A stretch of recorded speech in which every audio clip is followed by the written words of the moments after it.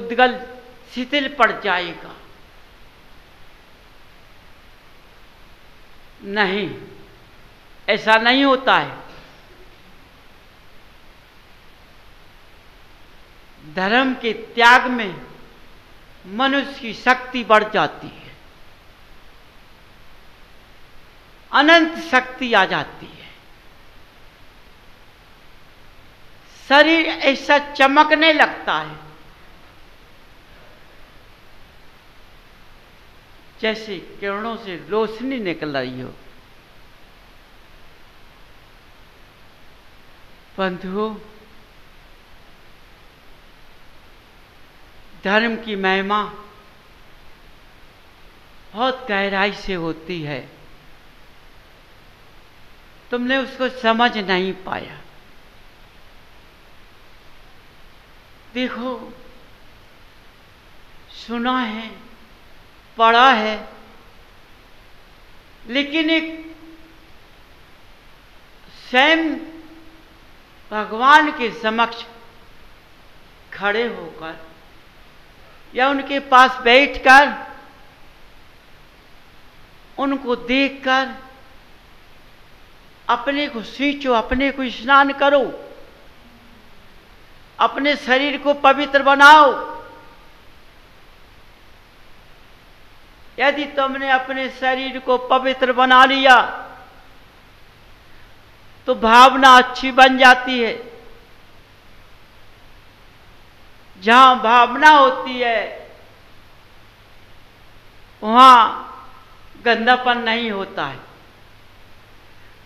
आंख की दृष्टि अच्छी होती है, नेत्र दृष्टि अच्छी होती है, इसलिए भावना अच्छी होती है।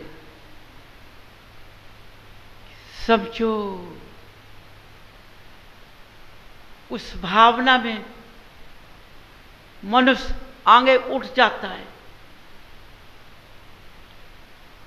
आज का मनुष्य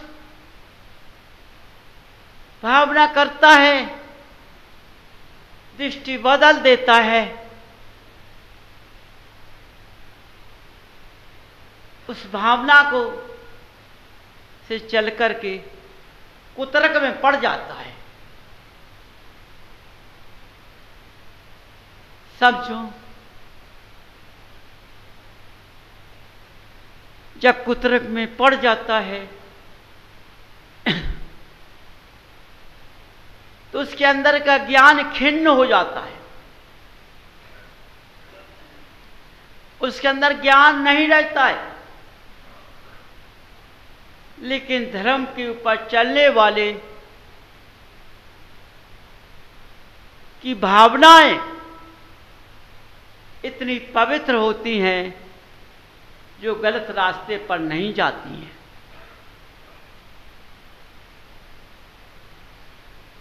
यदि गलत रास्ते पर चली गई तो अभी तुम धर्म मार्ग पर नहीं हो।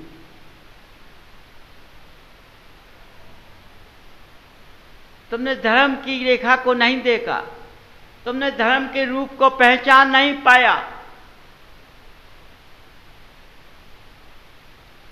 तुम सोचते होगी धर्म का रूप होता है। हाँ बंधु, धर्म का रूप होता है। धर्म चारों तरफ होता है, ये रूप चारों तरफ दिखता है। जब चारों तरफ इस रूप को देखते हो तो अपनी अखियों से रह जाते हो।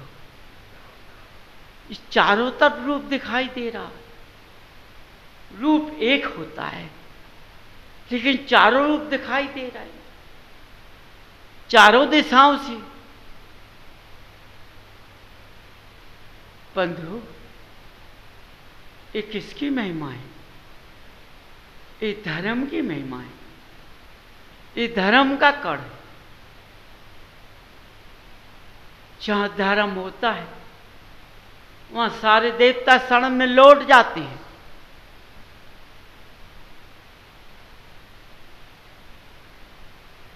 ऐसे क्षण में लौट जाते हैं, देखते हैं, देखो जहां धर्म होता है, जहां चारों तरफ हरियाली होती है,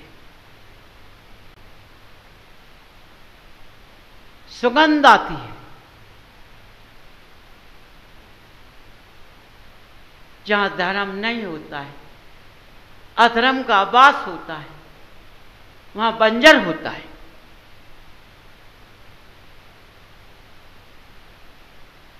बंजर की माया दिखाई देती है। आज बंधुओं, हर प्राणी मात्र के पास बंजर की माया है। क्या है? जब धर्म की माया थी तो सेठ साहूकारों, राजाओं, हीरे मोती पन्ने थे होते थे, उनकी माया होती थी। जब धर्म रास्ते पर आकर मनुष्यों की दृष्टि बदल गई तो अधर्म का वास आ गया, माया बदल गई। हीरे पन्ने रतन मोती ये समाप्त हो चुके हैं। अब देखने को तरसते हो।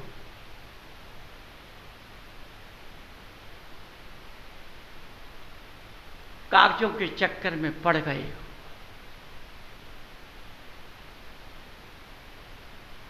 इसलिए अधर्म के वास में उन्हीं को रखा रही हो।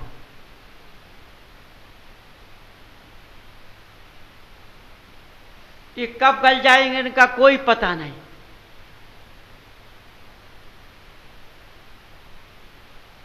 क्योंकि अधर्मवासी हमेशा कुद्रूप अवस्था में होता है, उसकी भावना कभी अच्छी नहीं होती है, उसके अंदर कुबुद्धियां होती हैं और कुछ नहीं होता है। जहां कुबुद्धियां होती हैं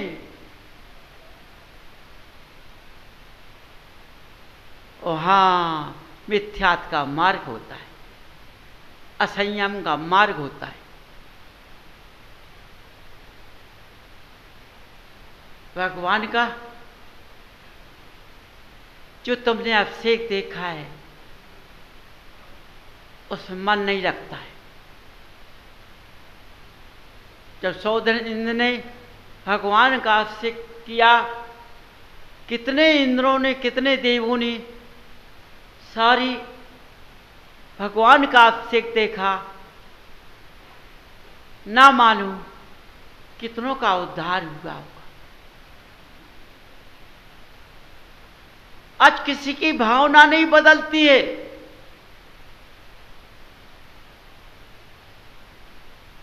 अपना रास्ता नहीं बदल पाते हैं। अभिषेक इतना देखते हैं, दौड़कर इतना आते हैं। भगवान का अभिषेक देख के कहते हैं अब मुझको शांति मिल चुकी है, मैंने अभिषेक देख लिया है। प्राणी मात्र अपनी इस तरह से बात करता है, लेकिन ये लोक रीत का अभिषेक देखा है, क्योंकि क्रिया को नहीं बदल पाया, भावना को नहीं बदल पाया। घर जाकर उसी तरह की बात करता है। किस तरह की?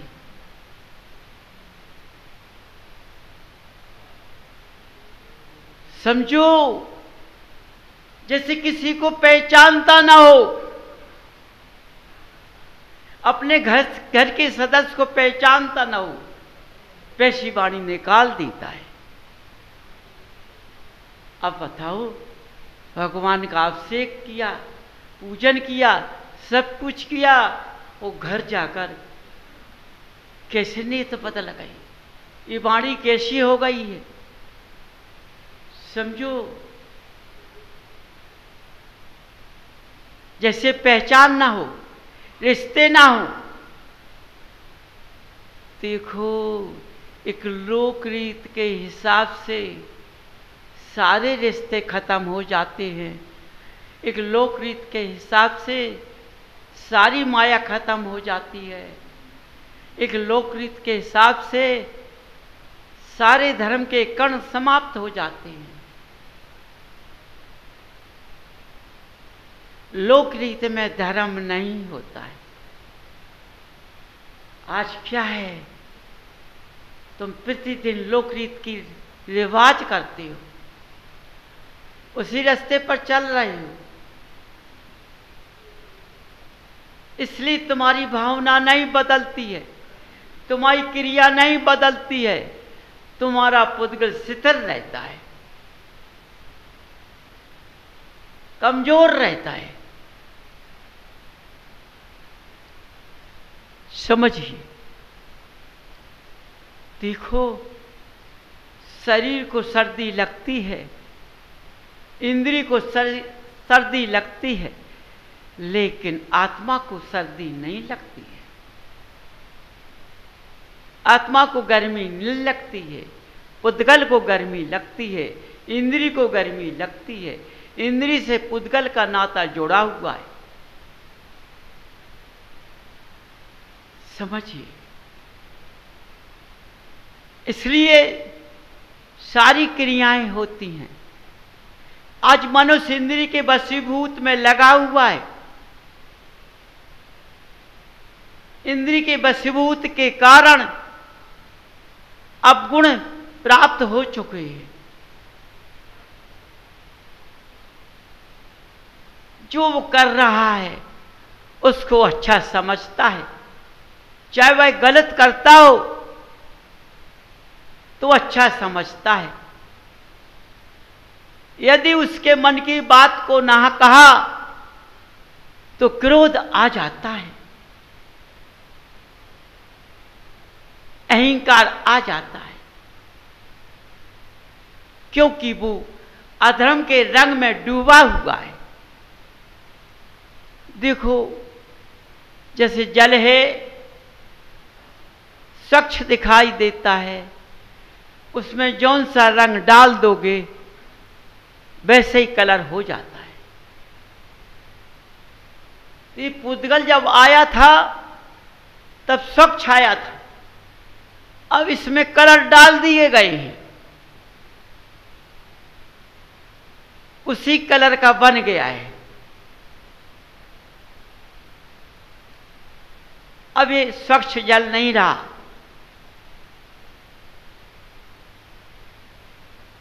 इसलिए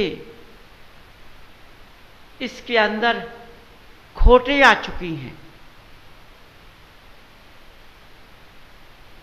इसको कहीं स्वच्छ दिखाई देता ही नहीं, अपने को स्वच्छ मानता है।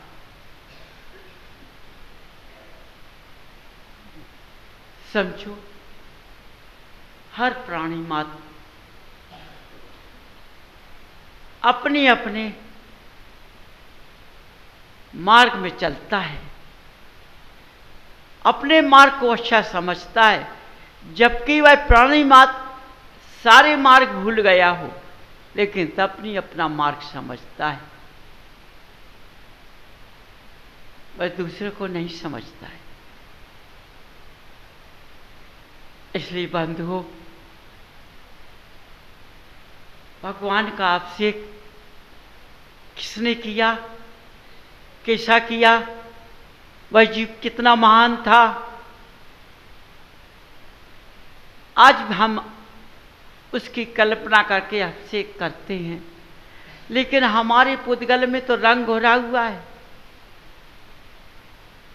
इस रंग के कारण हम भगवान का अभिषेक करना नहीं जानते,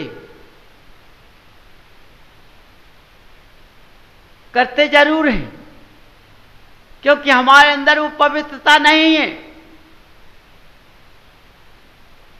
हमारे पास वह शुद्धि नहीं है, हमारे पास वह ज्ञान नहीं है।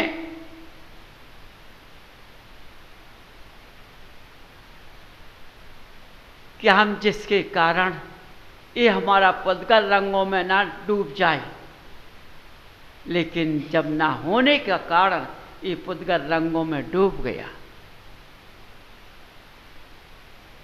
देखो इसी करमपुर धरा पर, ये जो करम भूमि है, इसी धरा पर चारों तरफ देख कर न्यार को जहां जहां जिनालय में अभिषेक होता है, कितने लेंस से मूर्तियां रखते हैं। भगवान का अभिषेक नहीं करते। भगवान तो जब जन्म लेते तो एक बार ही अभिषेक होता है, लेकिन सारी थालियों में एक एक भगवान को रखते हैं। भगवान को नहीं रखते हैं, भगवान तो एक ही होते हैं। हम कर्म भूमि के अनुसार एक एक थाली में एक एक मूर्ति को रखते हैं। एक मूर्ति दूसरी मूर्ति नाराज ना हो जाए, हमसे, किससे? हमसे, जो हम अभिषेक कर रहे हैं, मूर्ति नाराज ना हो जाए। बताओ, मूर्ति नाराज होती है?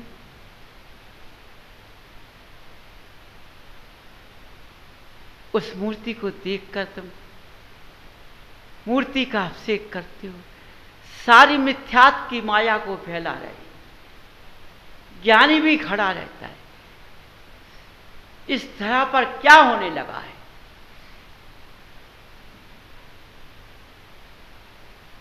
भगवान का गुण कहां चला गया है? भगवान की माया कहां चली गई है?